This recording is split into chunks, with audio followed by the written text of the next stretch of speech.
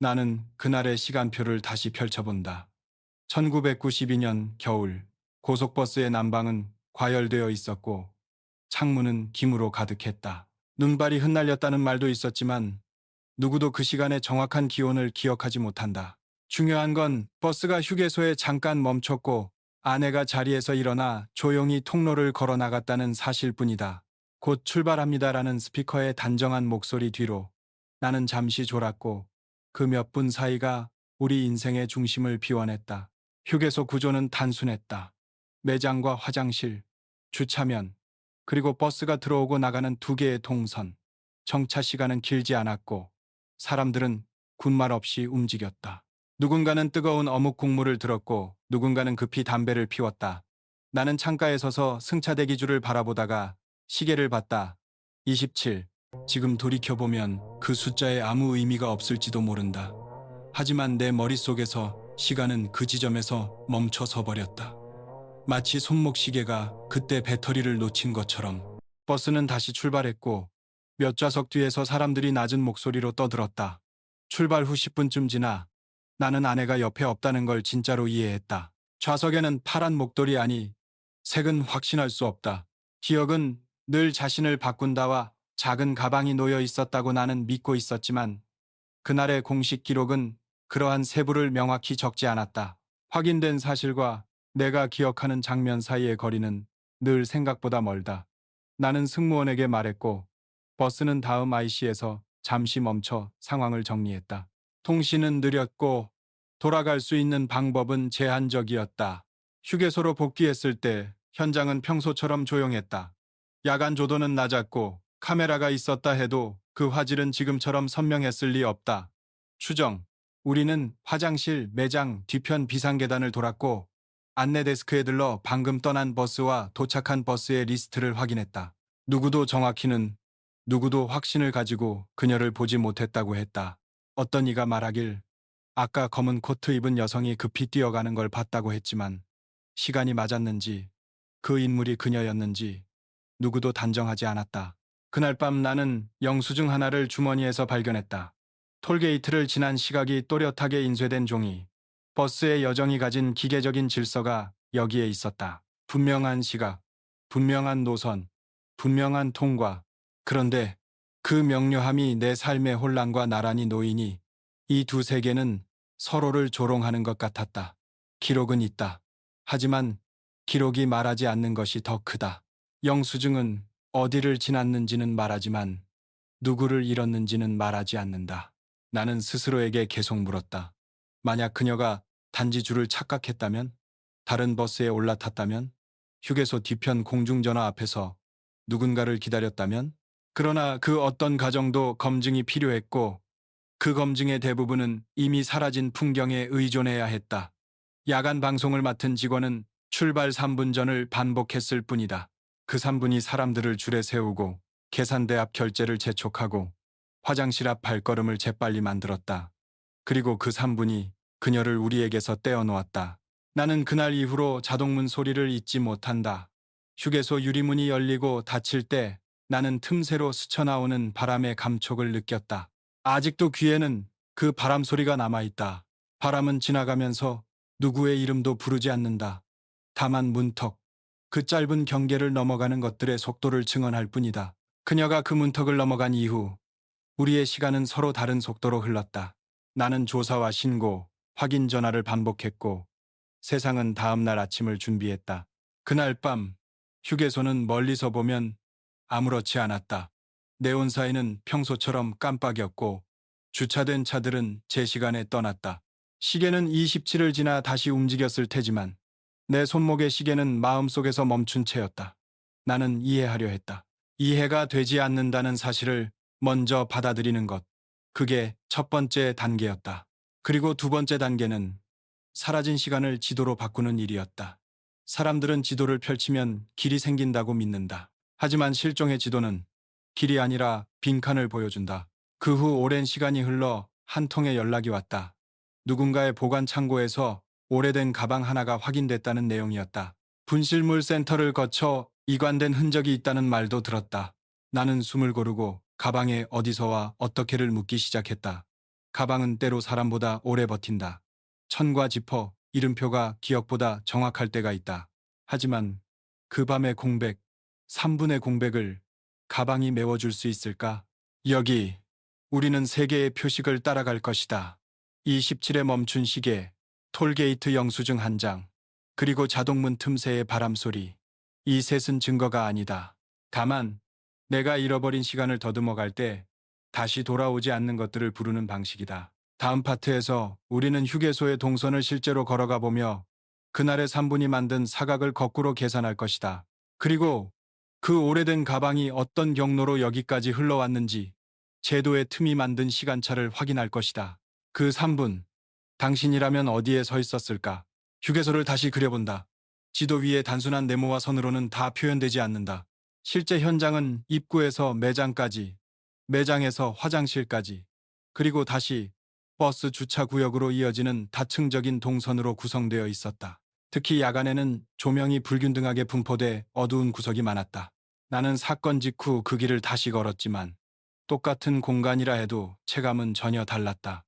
사람들의 시선, 물건의 배열, 작은 간판 하나까지도 혹시 그녀가 여길 지나갔을까라는 의심을 불러일으켰다. 휴게소 화장실은 당시 구조가 단순했지만 입구 앞에는 짧은 대기줄이 늘어섰다. 그 줄이 만들어내는 시각적 장벽은 의외로 크다. 누군가 줄을 빠져나와 옆길로 걸어가면 금세 눈에서 사라진다. 특히 새벽 2시 무렵 사람들의 집중력은 떨어져 있었다. 실제로 1990년대 초반 고속도로 휴게소는 안전관리 인력이 지금처럼 체계적이지 않았다. CCTV가 있더라도 화질이 낮고 저장 매체는 며칠 단위로 덮어쓰여 증거 보존은 사실상 기대하기 어려웠다. 오늘날과 비교하면 실종사건 초기 대응에서 가장 큰 차이는 바로 이 기록 인프라의 부재다. 버스 승무원과 몇몇 승객들은 각자 다른 방향을 기억했다. 어떤 이는 그녀가 매장 쪽으로 향했다고 했고 또 다른 이는 화장실 줄에 서 있는 것 같았다고 진술했다. 이런 진술의 차이는 흔히 발생한다.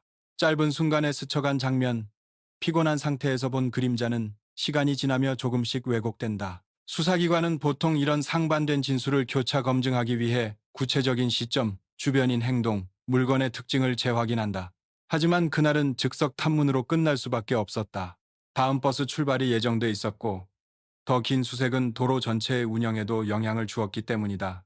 나는 안내 데스크에 들러 방금 출발한 버스 리스트를 확인했다. 만약 그녀가 다른 버스에 올라탔다면 그 버스가 향한 노선은 어디였을까?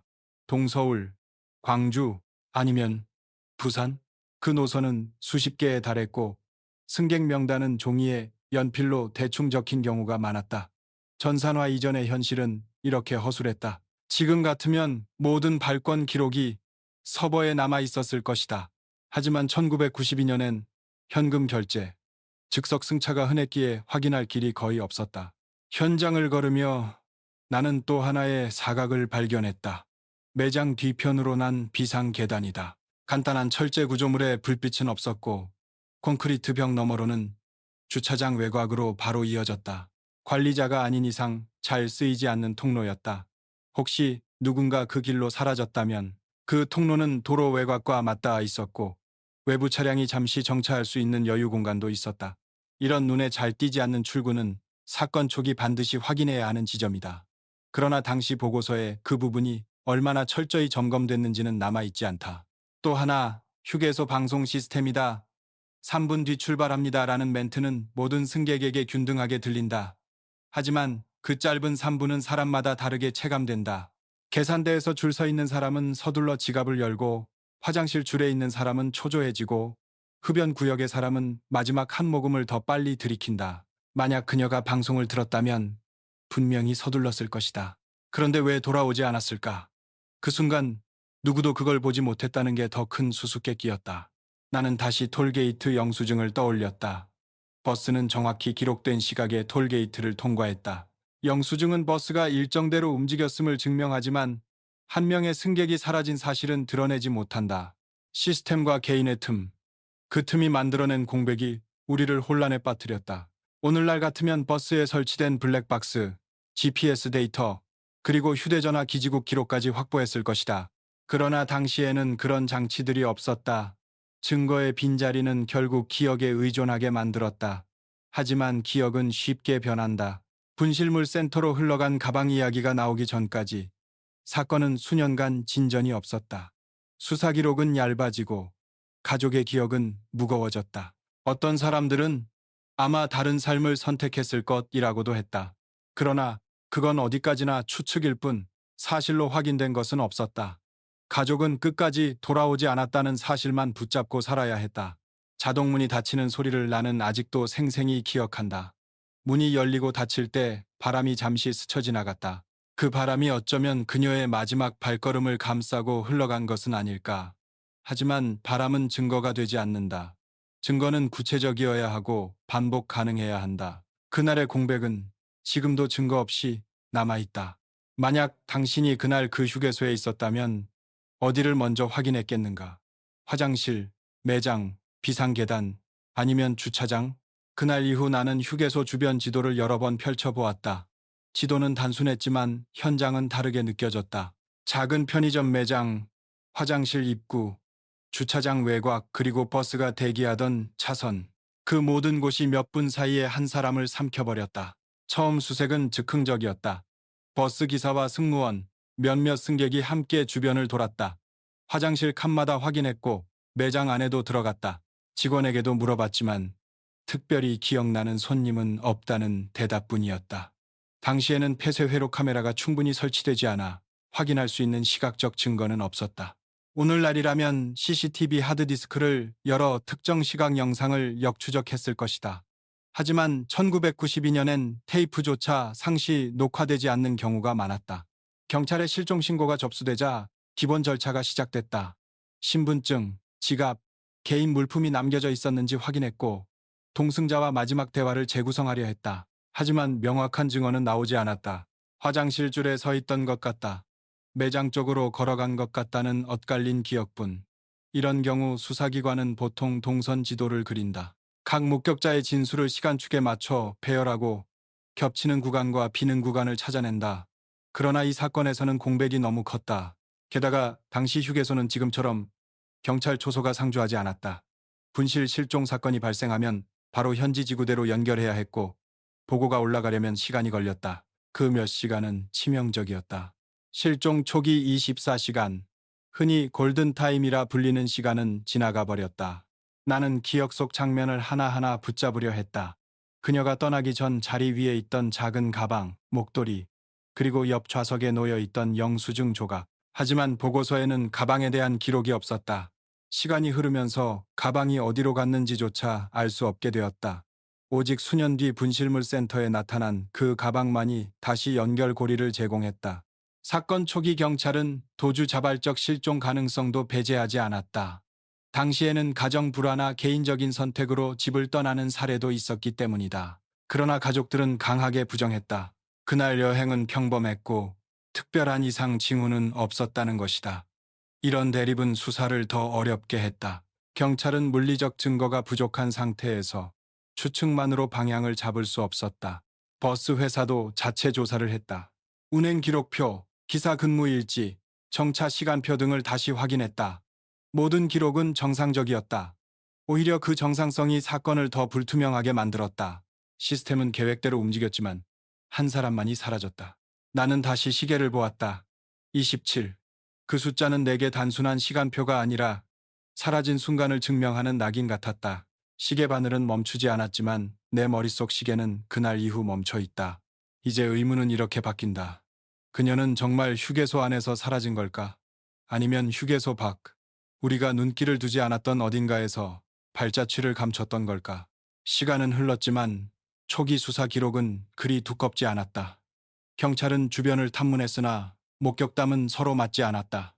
어떤 이는 그녀가 매장 앞 자판기 쪽으로 걸어갔다고 했고 또 다른 이는 버스가 출발하기 직전까지 대기줄에서 본 것 같다고 했다. 하지만 그 모든 진술은 확신할 수 없다는 단서가 붙었다. 결국 사건은 명확한 첫 단서를 확보하지 못한 채 정체 상태에 빠졌다. 휴게소 주변 지형도 문제였다. 당시 고속도로 휴게소는 지금처럼 방범 카메라가 빽빽하게 설치되지 않았다. 외곽에는 가로등 몇 개가 전부였고 주차장과 화단 사이에는 어둠이 넓게 깔려 있었다. 누군가 마음만 먹으면 흔적 없이 이동할 수 있는 공간이 많았다.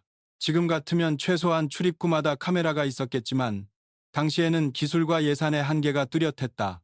경찰은 휴게소 직원과 운전기사, 인근 주유소 근무자까지 확인했다. 그러나 특별한 이상은 없었다는 대답뿐이었다. 이렇게 이상 없음이 이어질 때 수사는 방향을 잃는다. 수사 기록에는 시각과 장소가 빼곡히 채워져 있었지만 정작 사건을 설명해줄 퍼즐 조각은 없었다. 나는 가족의 시선에서 이 과정을 다시 떠올렸다. 경찰서의 차가운 대기실, 끝나지 않는 진술 조서, 그리고 조금만 기다려보자라는 말. 그 말은 위로처럼 들렸지만 사실은 수사의 한계가 드러난 표현이었다. 실종 사건 초기에는 보통 세 가지 가능성을 먼저 검토한다. 첫째, 자발적 이탈. 둘째, 범죄 개입. 셋째, 사고 발생. 그러나 이 사건에서는 어떤 가능성도 뚜렷이 입증되지 않았다. 그녀의 물품이 남겨져 있었다는 점은 자발적 이탈을 약화시키지만 반대로 목격이 없다는 점은 사고나 범죄를 확정하기에도 부족했다. 버스 승객 명단도 도움이 되지 않았다. 당시에는 승차권을 현장에서 현금으로 구매하는 경우가 많았고 이름조차 기록되지 않는 경우가 있었다. 즉, 누구와 함께 탔는지, 누가 내렸는지를 정확히 추적하기 어려웠다. 시간이 흐르면서 가족은 점점 지쳐갔다. 경찰의 연락은 뜸해졌고 언론도 짧은 기사 이후 관심을 거뒀다. 사건은 서류상 미해결로 남았고 그 상태로 세월이 쌓였다. 나는 그때 느꼈다. 공백은 증거가 될 수 없다는 사실을. 아무것도 보지 못했다는 말, 기억이 희미하다는 말, 이상이 없었다는 말. 그 모든 없음이 쌓여 사건을 무겁게 눌렀다. 하지만 정말 아무것도 남지 않았던 걸까? 혹시 우리가 지나친 작은 흔적, 버려진 종이 조각이나 비상계단 위의 발자국이 진짜 단서였던 건 아닐까? 수사가 본격적으로 진행됐지만 어느 순간부터는 벽에 부딪혔다. 경찰은 휴게소 인근의 국도, 톨게이트, 그리고 고속도로 순찰 기록까지 확인했으나 특별한 단서를 찾지 못했다. 당시에는 도로교통 CCTV가 충분히 설치되지 않았고 차량 블랙박스도 거의 없었다. 즉, 누군가 차량을 이용해 이동했더라도 추적이 사실상 불가능했다. 목격자 진술 역시 엇갈렸다. 어떤 이는 휴게소 외곽 쪽에서 여성을 보았다고 했고 또 다른 이는 버스 대기줄에 끝까지 서 있었다고 주장했다. 서로 다른 말은 의심을 키우지만 동시에 진실을 흐린다. 수사관들은 기억은 믿을 수 없다는 원칙을 잘 알지만 다른 증거가 없을 때는 그 불확실한 기억에라도 기대야 했다. 시간이 흐를수록 현장은 원래의 일상으로 돌아갔다. 휴게소는 다시 버스와 승객을 맞이했고 가게는 여느 때처럼 문을 열었다. 하지만 가족의 시간은 그 자리에 멈춰 있었다. 매일같이 경찰서를 드나들었고 실종 전단을 붙였다. 그러나 반응은 희미했다. 지나가는 사람들은 잠깐 보고 지나칠 뿐 구체적인 제보는 거의 없었다. 수사기관 내부에서도 피로가 쌓였다. 단서가 나오지 않으면 인력은 다른 사건으로 배정되기 마련이다. 서류철은 그대로 남았고 기록은 얇아졌다. 이런 조용한 방치는 장기 실종 사건의 전형적 모습이다. 나는 이 시점에서 생각했다. 만약 오늘날 같은 시스템이 있었다면 어땠을까? 지금은 고속도로 휴게소마다 CCTV가 곳곳에 설치돼 있고 영상은 최소 한 달 이상 보존된다. 경찰은 필요할 경우 즉시 확보할 수 있다. 게다가 휴대전화 위치 추적, 카드 사용 기록, 차량 블랙박스까지 더하면 누군가의 행적은 금세 드러난다. 그러나 1992년의 현실은 달랐다. 기술의 부재가 곧 단서의 부재로 이어졌다. 그럼에도 수사팀은 포기하지 않았다. 인근 마을까지 내려가 탐문했고 인근 모텔과 주유소도 확인했다. 하지만 특별한 이상은 없었다는 대답이 반복될 뿐이었다. 시간이 지나자 가족들 사이에서도 의견이 갈리기 시작했다. 혹시 자발적으로 떠난 건 아닐까? 아니면 범죄에 휘말렸을까? 이 두 가지 추측은 서로 충돌했고 대화는 점점 무거워졌다. 그러나 그 어떤 말도 사실로 확인되지는 않았다. 그리고 세월은 흘렀다. 사건은 잊혀져 갔다. 하지만 한 통의 연락이 다시 세상을 흔들어 놓을 때까지 그것은 바로 15년 만에 나타난 오래된 가방이었다. 가방은 어디에서 어떻게 그 오랜 시간을 버텼던 걸까?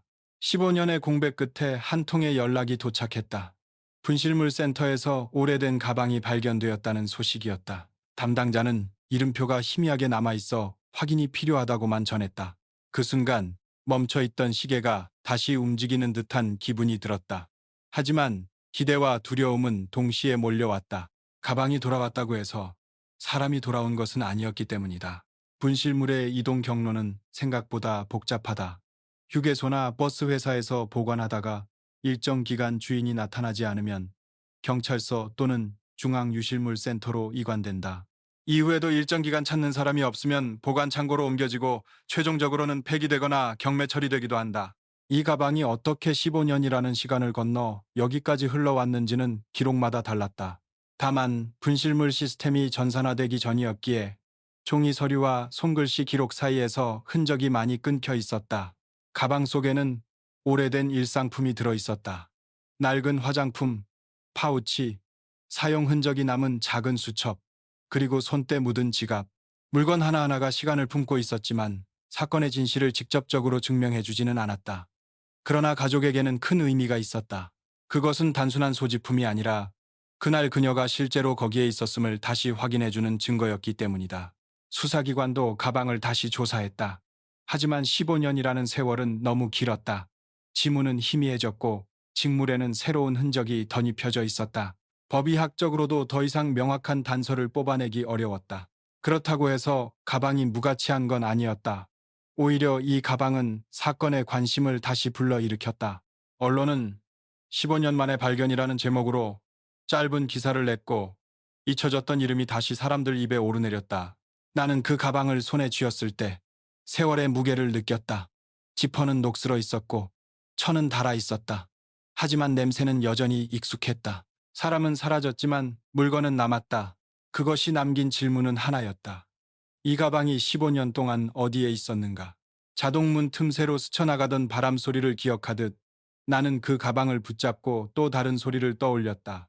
서류철이 넘어가는 마찰음, 보관 창고의 쇠문이 열리고 닫히는 소리. 물건은 말을 하지 않지만 그 경로는 우리에게 분명한 흔적을 남긴다. 그렇다면 가방은 누구의 손을 거쳐 어떤 장소를 지나 여기까지 흘러온 것일까? 가방의 등장은 사건의 방향을 바꾸는 듯 했지만 동시에 새로운 질문을 던졌다. 15년 동안 이 가방은 어디에 있었는가? 분실물 제도의 일반 절차를 떠올려보자. 휴게소에서 발견된 물건은 보통 7일 정도 자체 보관 후 경찰이나 유실물센터로 이관된다. 이후 일정 기간 동안 주인이 나타나지 않으면 장기 보관 창고로 이동한다. 그런데 이 가방은 정해진 경로를 밟은 것처럼 보이지 않았다. 서류 기록은 불완전했고 보관 번호가 몇 차례 누락돼 있었다. 이는 곧 어느 시점에서는 사람의 손에 잠시 머물렀다가 다시 돌아왔을 가능성을 시사했다. 수사기관은 이 지점을 주목했다. 보관 체계의 허술함 때문에 물건이 임의로 옮겨지거나 기록 없이 창고 한 구석에 방치되는 경우가 실제로 존재했다. 전산 시스템이 도입되기 전 수기로 작성된 장부는 분실되거나 훼손되기 쉬웠다. 그렇기에 가방의 공백 15년은 설명할 수 있는 틈이었다. 하지만 그 틈이 단순 행정적 오류인지 아니면 사건과 연관된 의도적 행위인지는 구분하기 어려웠다. 가방 안의 내용물 역시 수수께끼였다. 수첩에는 생활용 메모 몇 줄이 있었지만 날짜가 정확히 남아있지 않았다. 잉크는 번졌고 종이는 누렇게 변색돼 있었다. 당시 기술로는 필체의 시점을 특정하기 어려웠다. 지갑 속 영수증은 이미 글씨가 희미해져 시간적 단서를 제공하지 못했다. 가족은 이 가방을 다시 마주했을 때 모순된 감정을 느꼈다. 돌아온 것이 기쁘면서도 사람이 돌아온 것이 아니기에 슬펐다. 그들은 적어도 어딘가에 존재했다는 사실로 위안을 삼으려 했지만 동시에 왜 지금에서야 나타났는가라는 분노도 억누를 수 없었다. 나는 그 가방을 통해 다시 시계를 떠올렸다. 27에 멈춘 손목 시계처럼 이 가방은 사건의 시간을 이어주는 매개체였다. 그러나 시계는 여전히 멈춰 있었고 가방은 말이 없었다. 수사팀은 새로운 가능성을 제기했다. 혹시 그녀는 휴게소에서 사라진 것이 아니라 다른 차량에 올랐을까?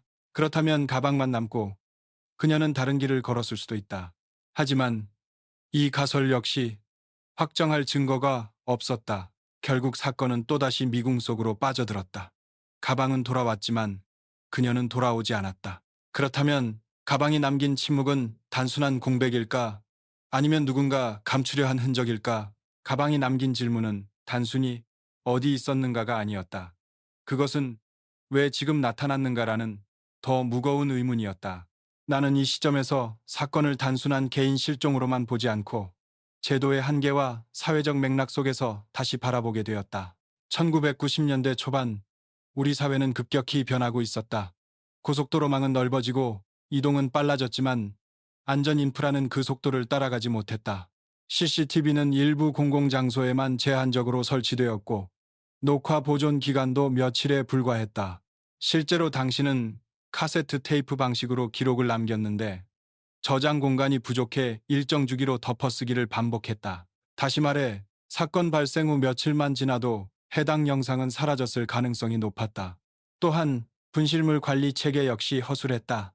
지금은 LOST 110이라는 통합 전산망이 있어 전국 어디서든 등록된 분실물을 조회할 수 있다. 하지만 1990년대에는 이런 시스템이 없었다. 물건은 종이, 장부의 손으로 기록됐고 담당자가 바뀌면 기록의 연속성도 끊겼다. 이 사건의 가방처럼 몇 년이고 창고 구석에 방치되거나 엉뚱한 경로로 이동하는 일이 드물지 않았다. 나는 이 사건을 다른 공개 사례와 비교해 보았다. 예컨대 비슷한 시기 지방 터미널에서도 승객이 실종된 뒤 몇 년 뒤에야 유류품이 발견된 일이 있었다. 그때도 유사한 문제가 지적됐다. CCTV의 부재, 기록 관리의 허술함, 그리고 초기 대응의 미비. 결국 작은 허점들이 모여 한 사람의 행방을 끝내 알 수 없게 만든 것이다. 심리학적으로도 주목할 점이 있었다. 장기 실종 가족은 흔히 양가적 고통을 겪는다. 살아있을 가능성과 이미 떠났을 가능성이 동시에 존재하기 때문이다. 가방이 나타났을 때 가족은 잠시 희망을 가졌지만 그 희망은 금세 절망으로 바뀌었다. 물건은 돌아왔지만 사람은 돌아오지 않았기 때문이다. 전문가들은 이런 상황에서 가족이 더욱 지쳐가며 기억조차 왜곡된다고 말한다. 자동문 틈새의 바람 소리를 떠올리면 나는 이런 제도의 빈틈과 심리의 공백이 겹쳐 보였다. 문은 닫히고 열리지만 그 사이에 지나간 사람의 흔적은 남기지 않는다. 제도도 기억도 바람처럼 흩어진다.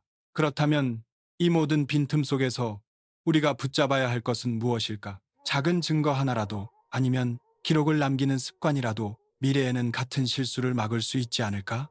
이제 사건은 단순한 실종의 서사가 아니라 제도와 사회가 남긴 그림자를 드러내고 있었다. 가방 하나가 돌아오기까지 15년이 걸린 이유는 단지 운이 나빴다는 말로 설명할 수 없었다. 그것은 기록 관리, 보관 체계, 그리고 안전 인프라 전반이 남긴 구멍의 집합이었다. 나는 휴게소라는 공간을 다시 떠올렸다. 낮에는 사람들로 붐비고 밤에는 고요하지만 여전히 수많은 차량이 오가는 곳, 매장, 화장실, 주차장이 단순히 편의시설이 아니라 수백 명의 동선이 교차하는 복잡한 교차로였다. 작은 방심 하나가 사각지대를 만들고 그 사각지대는 한 사람을 삼키기에 충분했다. 수사학적으로 보면 이 사건은 부재의 증거가 핵심이다.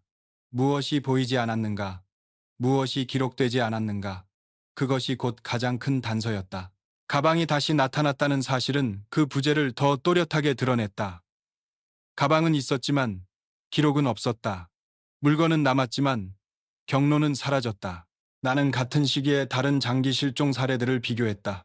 공통적으로 등장하는 문제는 세 가지였다. 첫째, CCTV의 부재. 둘째, 유실물 관리 체계의 허술함. 셋째, 초기 대응의 지연. 이 세 가지가 겹치면 사건은 쉽게 장기 미제 사건이 된다. 이 사건도 정확히 그 궤적을 따르고 있었다. 가족의 입장에서 보면 시간은 잔인했다. 매일 반복되는 일상 속에서 사건은 멀어지지 않고 오히려 더 크게 드리웠다. 신문에 한 줄이라도 관련 기사가 나올 때마다 마음은 다시 흔들렸다. 그러나 대부분의 기사 끝은 단서는 발견되지 않았다로 끝났다. 희망은 주어지지 않았고 의문만 늘어갔다. 심리학자들은 이런 상황을 끝나지 않은 애도라고 부른다. 사라진 사람을 잃은 것도 아니고 되찾은 것도 아닌 상태. 가방은 그 애도를 다시 시작하게 만들었다. 그것은 증거이자 동시에 침묵이었다. 나는 다시 세 개의 심벌을 떠올렸다. 이 17에 멈춘 시계, 톨게이트 영수증, 자동문 틈새의 바람, 이 세 가지는 사건의 실체를 말해주지 않지만 우리가 잊지 않도록 붙잡는 닷과 같았다. 그렇다면 이 상징들 속에 우리가 놓친 진짜 단서는 없을까? 혹시 시계의 멈춘 순간, 영수증의 희미한 숫자, 바람이 스쳐간 방향이 사건의 진실을 가리키고 있는 건 아닐까? 사건은 오랜 세월 동안 수많은 추측을 낳았다.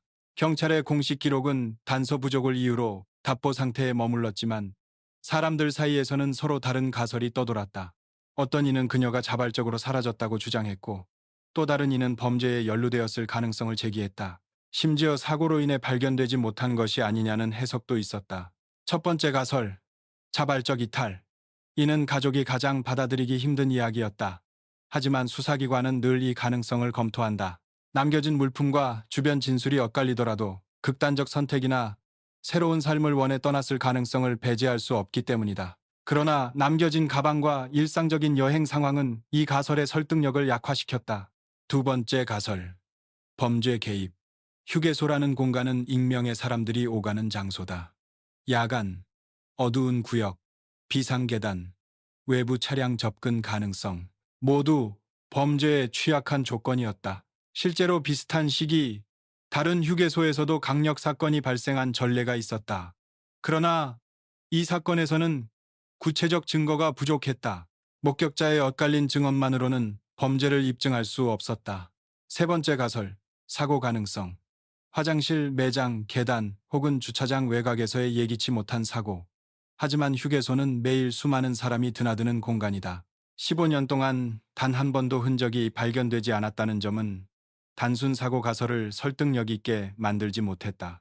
이 세 가지 가설은 서로 다른 길로 뻗어나갔지만 어느 것도 명확히 입증되지 않았다. 그 사이 세월은 흘렀고 가방 하나만이 다시 나타나 우리를 과거로 끌어당겼다.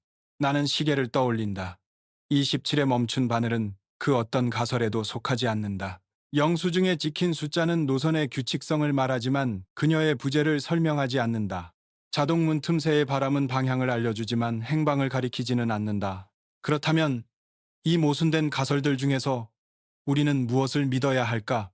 아니면 믿을 수 있는 것은 아무것도 없다는 사실 자체일까? 세 가지 가설이 팽팽히 맞서는 가운데 수사팀은 작은 단서라도 잡기 위해 기존 기록을 재검토했다. 하지만 15년의 세월은 기록을 바르게 만들었고 증거를 지워버렸다. 그럼에도 불구하고 한 가지 분명한 사실은 있었다. 가방은 돌아왔지만 사람은 돌아오지 않았다. 가방의 존재는 범죄 개입 가설을 강화하기도 했다. 만약 단순히 자발적으로 사라졌거나 우발적 사고였다면 가방이 이렇게 오래 후에 나타날 이유가 없지 않은가. 누군가의 손을 거쳐 다시 시스템 속으로 들어온 것이라면 그 과정 자체가 누군가의 개입을 시사한다. 하지만 동시에 관리 체계의 허술함만으로도 설명할 수 있었다. 두 해석은 정반대였지만 모두 일정 부분 설득력이 있었다. 전문가들은 이런 상황에서 부정적 증거를 주목하라고 말한다. 즉, 없는 것 자체가 단서라는 것이다.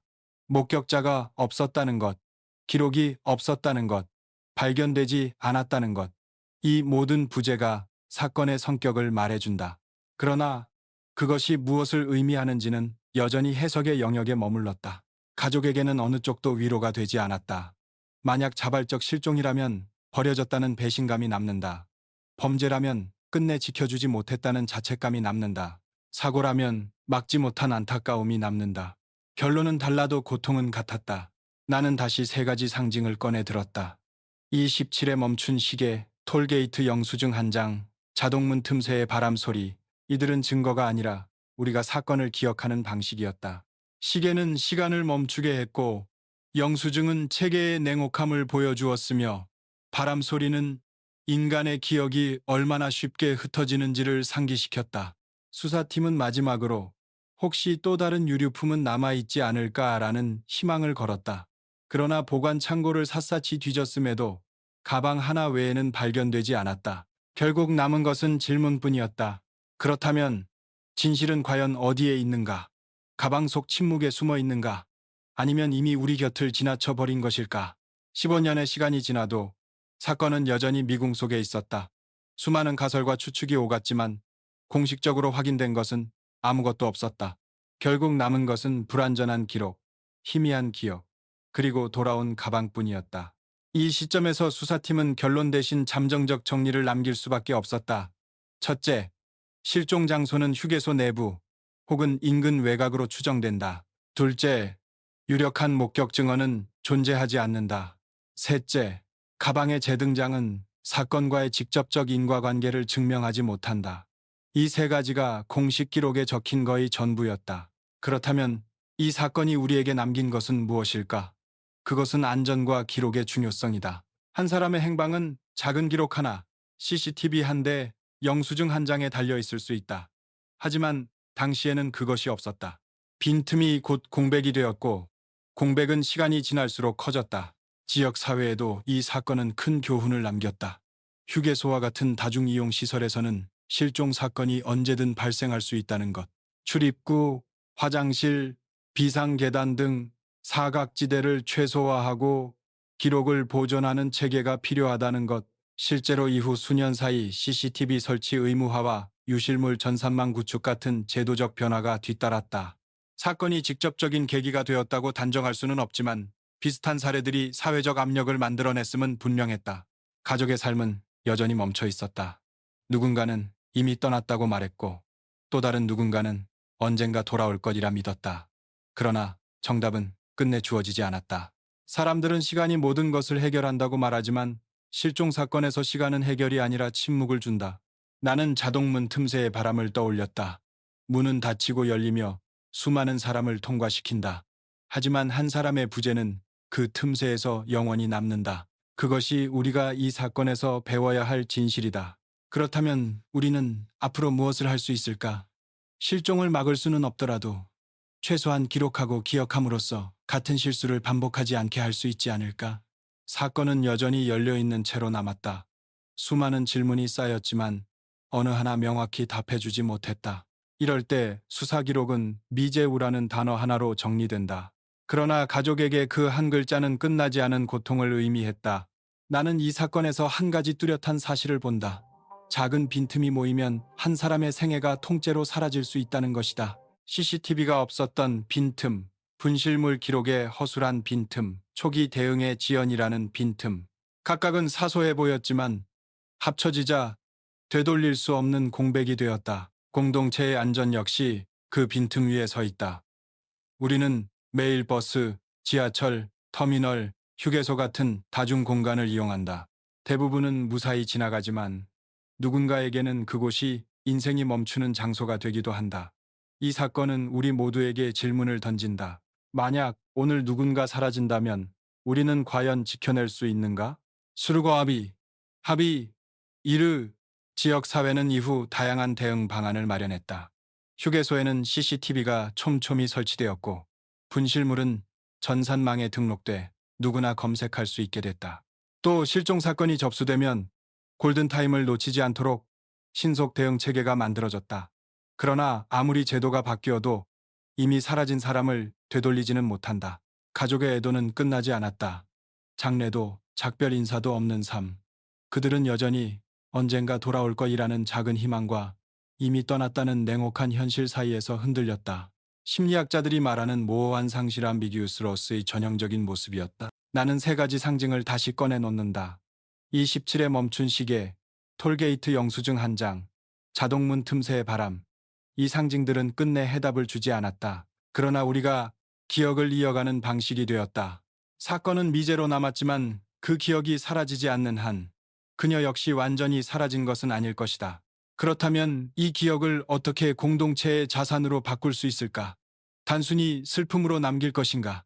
아니면 다시는 같은 실종이 반복되지 않도록 경고의 등불로 삼을 것인가? 이제 사건은 단순한 미스터리가 아니라 우리 모두에게 던지는 사회적 성찰이 되었다. 한 사람의 부재가 남긴 흔적은 단지 가족의 고통에 머물지 않았다. 그것은 제도의 허술함, 사회적 무관심, 기록의 부재라는 집단적 책임을 드러냈다. 나는 자문한다. 우리는 무엇을 배웠는가? 15년 만에 나타난 가방은 우리에게 세 가지를 상기시킨다.